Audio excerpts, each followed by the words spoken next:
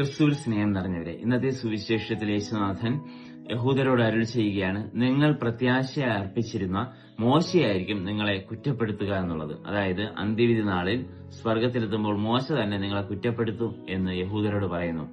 അപ്പോ നാം ആരിലാണ് ആശ്രയം വയ്ക്കേണ്ടത്?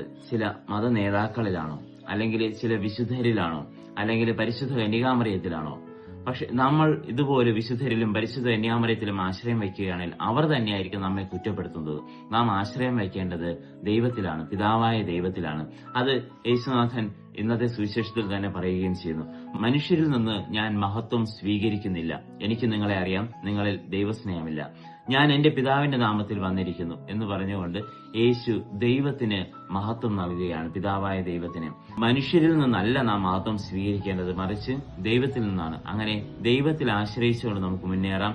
അപ്പോൾ മറ്റുള്ളവർ എന്തു തന്നെ നമ്മെ പറഞ്ഞാലും, അല്ലെങ്കിൽ ചിലപ്പോൾ നമുക്ക് ചില കുരിശുകൾ നമ്മുടെ മേൽ അടിച്ചേൽപ്പിച്ചാലും നമുക്കതൊന്നും തന്നെ ബാധകമാവുകയില്ല. കാരണം നാം ആശ്രയിക്കുന്നത് മനുഷ്യന്റെ മഹത്വമല്ല, മറിച്ച് ദൈവത്തിന്റെ മഹത്വമാണ്.